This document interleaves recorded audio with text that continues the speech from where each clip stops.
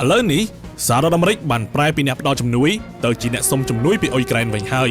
ព្រោះតែទក់សាច់ខ្លាំងពេកដោយសារតែដ្រូនពិឃាតរបស់អ៊ីរ៉ង់សហរដ្ឋអាមេរិកបានស្នើសុំជំនួយពីអ៊ុយក្រែនឲ្យជួយការពារមូលដ្ឋានយោធានិងប្រទេសសម្ព័ន្ធមិត្តរបស់ខ្លួនដែលស្ថិតនៅតំបន់ឈូងសមុទ្រខណៈដែលអ៊ីរ៉ង់បង្ហោះដ្រូនរាប់រយគ្រឿងទៅវាយប្រហារសងសឹកជារៀងរាល់ថ្ងៃ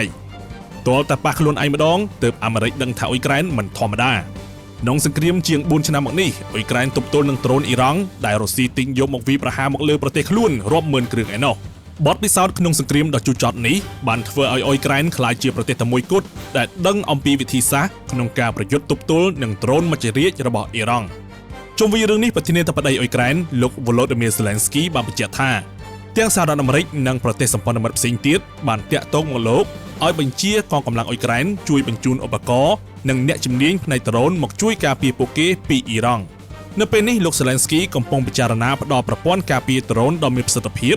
ដល់ប្រទេសសម្ព័ន្ធមិត្តនៅតំបន់ឈូងសមុទ្រស្របពេលដែលសង្គ្រាមជាមួយអ៊ីរ៉ង់ត្រឹមតែមួយអាទិត្យប៉ុណ្ណោះសហរដ្ឋអាមេរិកខាតបង់ប្រាក់រាប់ពាន់លានដុល្លារបញ្ហាចម្បងនោះគឺសហរដ្ឋអាមេរិកខាតប្រាក់ហូរថ្លៃដោយសារតែខ្លួនប្រើប្រាស់មីស៊ីលការពារដែនអាកាសតម្លៃរាប់លានដុល្លារក្នុងមួយគ្រាប់ទៅទប់ទល់នឹងដ្រូនអ៊ីរ៉ង់ដែលមួយគ្រឿងត្រឹមតែជាង $20,000